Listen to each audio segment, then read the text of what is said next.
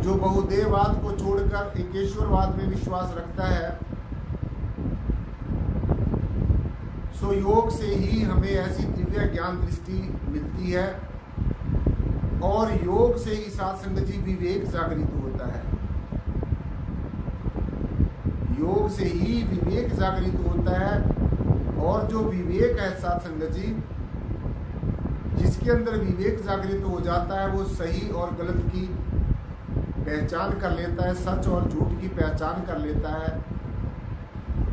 जिसके अंदर विवेक है वो ये अच्छी भली भांति जान लेता है कि अखिल ब्रह्मांड के अंदर सिर्फ आत्म तत्व को छोड़कर, परमात्म तत्व को छोड़कर और सब कुछ फना होने वाला है, सब कुछ नष्ट होने वाला है। अगर इतना भी हम नहीं जान सके, ये ज्ञान लेने के बाद में, ये ब्रह्म ज्ञान की प्राप्ति करने के बाद में हम बार बार से ये दिखाते रहे कि हम ज्ञान ले हुआ है, लेकिन हमारा जीवन वहीं का वहीं पर खड़ा रहा है। जहां से यात्रा शुरू की, अगर जीवन वहीं पर खड़ा रहे तो फिर इस ज्ञान का कोई फायदा नहीं है। इसका तभी फायदा है साध संगत जी, जैसे मैंने बहुत बार आपको बताया है और आज भी अर्ज कर दूं कि इल्म के साथ में अमल का होना बहुत ज्यादा जरूरी है। जो इल्म है, चाहे वो अपरा विद्या का है, चाहे वो परा विद्या का है, चाहे वो लौकिक ज्ञान का है, चाहे वो अक्षर ज्ञान का है, किसी भी तरह का इल्म है, किसी भी तरह की विद्या है, जब तक उसका प्रैक्टिकल नहीं होगा, उसका शासन जी व्यवहारिक रूप में हम उसको अपने जीवन में नहीं उतारेंगे, तो तब तक मात्र ज्ञान की बातें सुनने से, कहने से, पढ़ने से कुछ भी होने वाला नहीं है। ये अच्छी तरीके से नोट कर लेना है। सो जो योगनिष्ठ योगी है वो ये समझ जाता है, इस रहस्य को भली भांति जान लेता है। तो योग से ही साध संगत जी विवेक जागृत होता है और विवेक से जो जिज्ञासु है, जो अध्यात्म देता है, जो आध्यात्मिक मार्ग पर चलने वाला है, वो साध संगत जी हर एक तरीके के मत भेद से और मन के भेद से ऊपर उठ जाता है, छुटकारा पा लेता है। जो विवेकी पुरुष होगा, जिसका विवेक जागृत होगा, वो किसी तरीके के जातिवाद से, बहुदेववाद से, कट्टरवाद से और किसी धर्म वर्ण संप्रदायवाद से वो ऊपर उठ जाता है। इन सब अटकलों को, और यही एक जिज्ञासु के रास्ते में, एक संत महापुरुष के रास्ते में, एक आध्यात्मिक मार्ग पर चलने वाले साधक के मार्ग में ये सबसे बड़ी रुकावटें हैं। किसी ने तुम्हारी जाति नहीं पूछनी है, किसी ने, परमेश्वर ने तुम्हारा धर्म नहीं पूछना कि तुम किस धर्म से ताल्लुक रखते थे, तुम्हारी क्या जाति है, तुम्हारा क्या धर्म है, ये परमेश्वर ने नहीं पूछना। तुम्हारा क्या वर्ण है, तुम्हारा क्या संप्रदाय है, तुम अमीर हो या गरीब हो, तुमने कितनी धन संपदा इकट्ठी की है, कितनी संसार की वस्तुएं इकट्ठी की हैं, कितने संसार के सुख और वैभव भोगे हैं, तो परमेश्वर ने ये नहीं तुम्हारा पूछना। परमेश्वर ने तो सिर्फ एक ही बात आपको पूछनी है, और वो सदगुरु के रूप में आकर हमें पूछता रहता है, हमें कसौटी पर कस के देखता रहता है, हमें अनेकों प्रकार की जो है शासन जी परीक्षाओं से गुजारता है। सदगुरु परमेश्वर है, सदगुरु के रूप में आकर हमें पूरा कसौटी पे कस के देखता है, और हम अपने सदगुरु के काम मनुष्य समझते रहते हैं। बस यही सबसे बड़ी भूल होती है। तो इसलिए जो योगनिष्ठ है, जो योगी है साध संगत जी, वो ईर्ष्या से, द्वेष से, आत्मग्लानि से, आपसी खींचातानी से और संकीर्ण जो विचारधारा है, जो संकीर्णता है साध संगत जी, जो संकीर्ण विचार हैं, जो भेदभाव वाली बातें हैं, जो मन के भेद और मत के भेद हैं, मतांतरों के भेद हैं, पूजा पद्धतियों के भेद हैं, योग युक्तियों के भेद हैं, तो ऐसी सी संकीर्ण विचारों से और जो दूषित भावनाएं हैं, वो योग के द्वारा समाप्त की जा सकती हैं। योग साधना और आराधना करने वाला कभी भी साध संगत जी, अगर वो जीवन में असफल हो जाए तो कभी भी योग साधना और आराधना करने वाला जो साधक है वो कभी भी असफलताओं के आगे झुकता नहीं है। वो जितनी बार असफल होता है उससे कुछ ना कुछ सीख लेता है, शिक्षा लेता है। एक पूर्ण जो योगी है, जो योगनिष्ठ है, अपने आप में स्थित है, अपने आप में ठहरा हुआ है, वो साध संगत जी कभी सफल होने पर फूलता नहीं है, खुश नहीं होता, और कभी असफल होने पर दुखी नहीं होता। एक पूर्ण योगी कभी भी अपनी निंदा से और विरोध, अगर लोग उसका सारा संसार में उसका विरोध करता रहे, कोई उसको अच्छा कहता रहे, बुरा कहता रहे, कुछ भी कहता रहे, जो योगनिष्ठ योगी है साध संगत जी, वो इन बातों से ऊपर उठ जाता है। वो अपनी निंदा और स्तुति से, विरोध से कभी दुखी नहीं होता, और स्तुति और प्रशंसा से कभी खुशी नहीं होता। वो अपने आप में स्थित रहता है, अपने आप में शांत रहता है।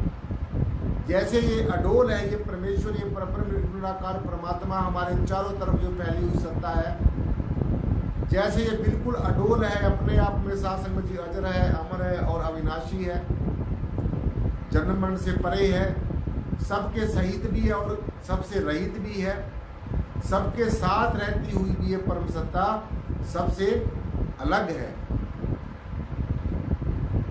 ये सबका आधार है लेकिन खुद निराधार है। इसने अनेकों रंग रूप आकार प्रकार का जो दृष्टिमान जगत का प्रपंच है ये उत्पन्न कर दिया, पैदा कर दिया, लेकिन खुद निराकार रूप है। सो इसलिए आत्म विज्ञान जो है साध संगत जी, वो एक पूर्ण योगी के जब अंतःकरण में बस जाता है तो ऐसा पूर्ण योगी साध संगत जी हर एक स्थिति में, हर एक परिस्थिति में, चाहे स्थितियां अनुकूल हो, चाहे परिस्थितियां प्रतिकूल हो, चाहे उसके लिए अच्छी हो चाहे बुरी हो, लेकिन वो उनमें स्थिर रहता है। और आत्म विज्ञान जो है साध संगत जी, योगी है भली भांति जान लेता है कि इस परम सत्य के सिवाय और दूसरा कोई नहीं है। ये ही परम सत्ता सर्वत्र है, हर जगह विद्यमान है, शक्तिमान है, हमेशा एक रस रहती है और अपने आप में अडोल है, अड़िग है और अपने आप में स्थित है, स्थिर है और हमेशा जो कि त्यों रहने वाली है। तो इसलिए साध संगत जी ये चीजें योगी भली भांति जान लेता है। योगी को ये पता है कि परमेश्वर सिर्फ अनेकों रूपों में, आकारों प्रकारों में दिख रहा है, भास रहा है, लेकिन फिर भी एक है। इसलिए आप बहुत दौड़ लिए हैं, बहुत भाग लिए हैं, बहुत बाहर के खेल तमाशे दुनिया के देख लिए हैं, अब वापिस आ जाओ। अब अपने रूप में स्थित हो जाओ। अब अपने आप को जानकर पहचान कर इस दुनियावी दिखावट, बनावट और सजावट को छोड़कर साध संगत जी, बहुदेववाद को छोड़कर अब एक को जान लिया, एक को मान लिया, एक को जानने का जब संकल्प कर लिया तो फिर परमेश्वर से सिवाय और दूसरा कोई नहीं हमारे जीवन में होना चाहिए। परमेश्वर एक है, एक था, एक ही रहेगा। परंतु हमारे ऋषियों मुनियों ने, संत महापुरुषों ने, साध संगत जी अनेकों रूपों में इस परब्रह्म निर्गुणाकार सर्वाधार परमात्मा का अनेकों रूपों में, अनेकों दिव्य शक्तियों के रूपों में इसका अनुभव किया। और साथ संगत जी, जैसे जैसे रूपों में इसको देखा है, जैसे जैसे रूपों में इसको पहचान हुई है, अनुभव किया है, उन्हीं रूपों में साथ संगत जी सभी संतों महापुरुषों ने दर्शा दिया है, वेदों शास्त्रों ग्रंथों के माध्यम से हमें बतला दिया है।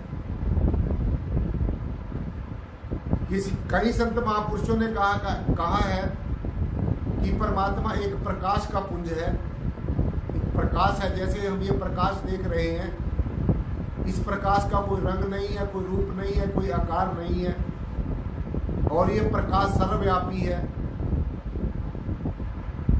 तो ये तो जो प्रकाश हम देख रहे हैं तो थोड़ी सी जगह में व्यापक है, लेकिन परमेश्वर प्रकाश रूप है, और प्रकाश रूप में सर्वव्यापी है, निर्गुण रूप में सर्वव्यापी है, निर्वाणी रूप में सर्वव्यापी है, निराकार रूप में सर्वव्यापी है। तो कुछ संतों महापुरुषों ने कहा कि परमेश्वर प्रकाश स्वरूप है, जिससे सारा का सारा जहान, सारी की सारी प्रकृति जो है ये प्रकाशित होती है। कई हमारे संतों महापुरुषों ने रहनुमाओं ने, हमारे योगी जनों ने परमेश्वर की बंदगी करके जो अनुभव किया, योगियों ने साथ संगत जी जब योग किया, जब आत्मा और परमात्मा का मिलन हुआ, जब सूरत और शब्द का योग किया, जब शब्द के साथ सूरत को जोड़कर देखा, जब बूंद के साथ समुद्र को जोड़कर देखा, तो उन्होंने कहा कि जो परम तत्व है ऊर्जा का भंडार है, परमेश्वर ऊर्जा का भंडार है, और जो इसको मन वचन और कर्म से अंगसंग जान लेता है साथ संगत जी, वो सिर्फ और सिर्फ पवित्रता से और सर्वश्रेष्ठता से जान सकता है। इस रहस्य को, इस अध्यात्म के परम चरम रहस्य को, जिसके अंदर जितनी पवित्रता होगी, जिसका अंतःकरण जितना पवित्र होगा, पावन होगा, निर्मल होगा, और जो अपने आप को दीन समझेगा और इस प्रभु सत्ता को साथ संगत जी श्रेष्ठ समझेगा, तो सीधा सीधा आप ये समझिए कि जो पवित्रता है और जो श्रेष्ठता है, यही साथ संगत जी सहज और ठीक साधन है परमेश्वर को जानने के लिए। कईयों ने कहा, कई संतों महापुरुषों ने परमेश्वर के बारे में, योगियों ने कहा कि प्रभु जो है वो परम आनंद स्वरूप है, ज्ञान स्वरूप है, बोध स्वरूप है, शुद्ध है, बुद्ध है और मुक्त स्वरूप है। और ये कहा कि परमेश्वर परम शांति है, परम शांत है, अपने आप में अडोल है, स्थिर है, त्याग और वैराग्य और ज्ञान का प्रतीक है। परमेश्वर परमात्मा ये परब्रह्म निर्गुण आकार सर्वाधार विश्वाधार परम तत्व ज्ञान का प्रतीक है, वैराग्य का प्रतीक है और त्याग का प्रतीक है। तो जो परमेश्वर को मानने वाला है, जो परमेश्वर की बंदगी करने वाला है साथ संगत जी, उसके जीवन में अपने आप ही स्वतः ही अनायास ही त्याग की भावना आ जाती है, परमेश्वर के प्रति वैराग्य भाव उत्पन्न हो जाता है और वो ज्ञान में हमेशा, ब्रह्म ज्ञान में, आत्म ज्ञान में हमेशा एक रस रहता है, एक रूप रहता है। रसूल ने कहा कि परमात्मा श्रद्धा और समर्पण की भावनाओं का प्रतीक है। रसूल भगवान ने साथ संगत जी श्रद्धा और समर्पण का प्रतीक बताया है और श्रद्धा और समर्पण का उपदेश दिया है। भगवान महावीर ने जीवन के नैतिक आधार को बताया है कि जो परम तत्व है वो हमारे जीवन का नैतिक आधार है। तुलसीदास जी महाराज ने कहा कि प्रार्थना करने से परमेश्वर का दर्शन हो सकता है, मन वचन और कर्म से शरणागति के लिए प्रेरित किया है। तुलसीदास जी महाराज ने ये कहा है कि परमेश्वर का दर्शन सिर्फ और सिर्फ प्रेयर करने से होता है, प्रार्थना करने से होता है, मन वचन और कर्म से शरणागत, सदगुरु की शरणागत होने से परमेश्वर का दर्शन होता है। सो इसीलिए साध संगत जी, हमारे योगी जनों ने, रहनुमाओं ने अध्यात्म के बारे में हमें अलग अलग उपदेश दिए हैं, लेकिन सबके पीछे एक ही रहस्य छुपा हुआ है। इसलिए जो पूर्ण योग है यही जीवन है, और जीवन योग है, योग जीवन है। योग के बिना, अनुभव के बिना और आत्मज्ञान के बिना साध संगत जी हमारा जीवन संभव नहीं है। हम जीवन, अच्छा जीवन नहीं जी सकते। इसलिए योग और योग का जो सामंजस्य है साध संगत जी,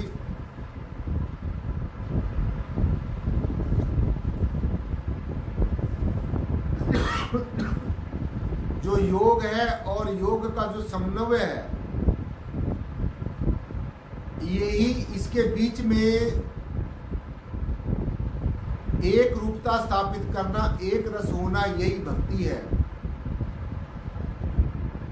योग और योग साधना और आराधना के बीच में समन्वय स्थापित करना, संबंध स्थापित करना, सामंजस्य स्थापित करना, यही सच्ची भक्ति है।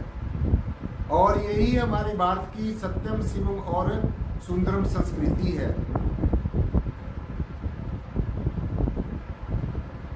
दिव्य आत्मा के साथ जीवन का सामंजस्य स्थापित करना, इसका नाम ही योग है। जो दिव्य आत्मा है, जो परमात्म तत्व है, इसके साथ में अपना सामंजस्य स्थापित करना, एक निष्ठ होना, यही साध संगत जी वास्तविक योग है। योगी जो एक पूर्ण योगी है, एक पूर्ण योगी नाम जपते हुए सभी भावों को नष्ट कर देता है। जितने भी दूषित भाव हैं, संकीर्ण विचारधाराएं हैं, भेदभाव है, मन के आधार पर भेद है, मतांतरों के आधार पर भेद है, तो एक योगी योग में निष्ठ होकर इन सब अटकलों से ऊपर उठ जाता है।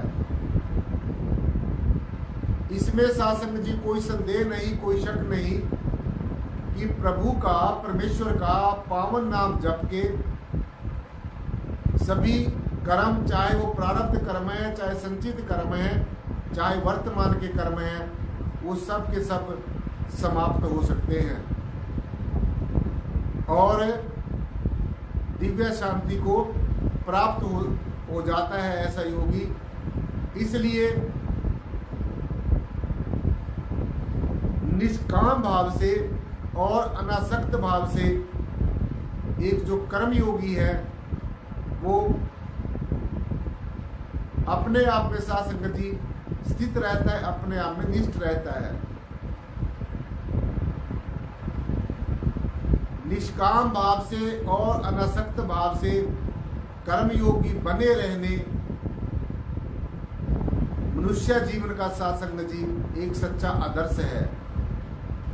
एक जो योग निष्ठ है, पूर्ण योगी है, वो सर्वजन हिताय सर्वजन सुखाय की नीति के ऊपर काम करता है और जनमानस का जिससे कल्याण हो जाता है। ऐसा योगी अपना लोक भी सुखी कर लेता है और परलोक भी सुहेला कर लेता है, दोनों को सुधार लेता है। इसलिए योग हमें यही सिखाता है साध संगत जी की निष्ठावान कर्मयोगी ज्ञान, ध्यान, तप, साधना और वैराग्य भाव से संसार के साध संगत जी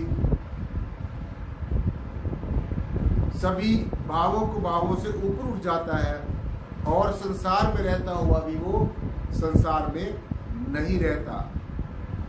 तो इसलिए जब तक आप योग साधना नहीं करोगे, जब तक आप ध्यान साधना नहीं करोगे और सिर्फ सुनने में ही विश्वास रखो कि बस हमने आज का जो विचार सुन लिया है और बस हमारा जीवन का सुधार हो गया है, तो आपको बार बार सत्संग जी यही बताया जाता है। और आज भी मैं अर्ज कर दूं कि जो सत्संग में बताया जाता है इसको अपने जीवन में धारण भी करना है, इल्म को अमल में भी जाना है, इसको अमली जामा भी पहनाना है, तभी जाकर हमें दिव्यता का अनुभव होगा, तभी जाकर सत्संग जी हमारे ऊपर परमेश्वर का अनुग्रह होगा, तभी जाकर हमारे ऊपर सदगुरु की कृपा होगी। तो इसलिए जो प्रैक्टिकल है हमारे जीवन में, जो प्रैक्टिकल योग है, जो योग साधना है, वो बहुत जरूरी है, अति जरूरी है।